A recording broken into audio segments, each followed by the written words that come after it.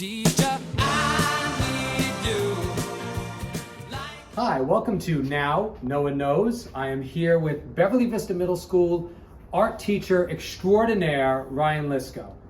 Ryan, thank you for having me in your classroom today. Thanks for being here. How long have you been teaching at BV? This is my 17th year teaching. Wow. Tell us something about yourself that nobody really knows. I'm an avid outdoorsman. What am I going to learn? I'm going to show you how to throw a pot on a potter's wheel. Were all of these thrown on a potter's wheel?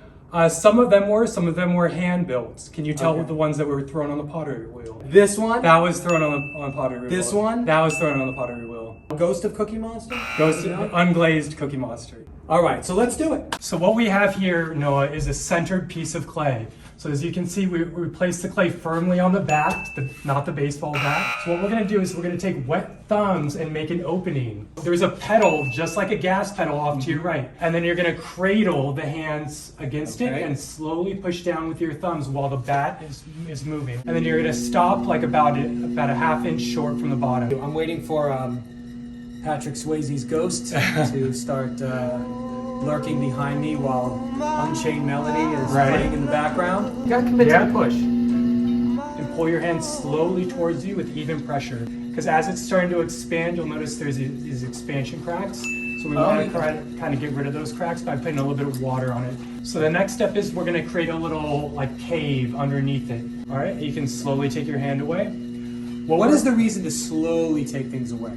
So we want these slow movements so it doesn't become out of center. We want to have nice, even, smooth walls. So we're going to take our finger and we're going to slowly drag up that little raised piece of clay. And we're going to have our hand on the inside as well. And as you're doing this, you can see the whole project is kind of rising up. So now we have a sponge. You can go ahead and use the sponge and settle out the outside and hold your hand on the inside and kind of smooth it out so it's nice and even. So we can go ahead and take this tool called the needle tool because it does have a needle on the edge of it.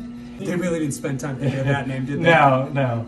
And you're gonna find the lowest spot, which is right there, and you're gonna slowly bring it in until it goes all the way through it. And then this can just lift Look off. at that. And then what we can do is you can use your sponge to go ahead and round the edges and make the top nice and clean, nice and smooth. So we're gonna take this tool called a rib.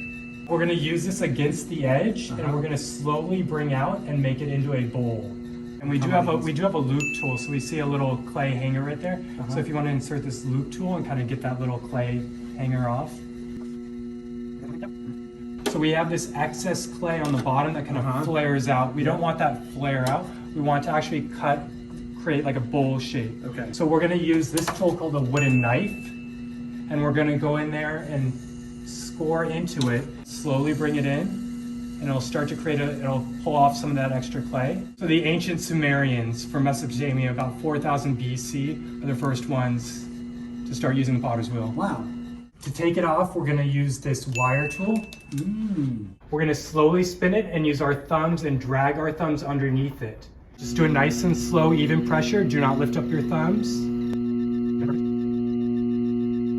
After we do that, we can't put it in the kiln right away. So it has to dry and get what's known as bone dry. This is the kiln, this is it. And how long is it in the kiln for? About 12 hours, it does a complete cycle. Do you know how hot the kiln gets to? Like 800? About 1800 degrees. I had the 8 right. You had the 8 right. Well, this is amazing. I look forward to seeing the bowl. Mr. Lisko, thank you very much. Thank you. And now, no one knows.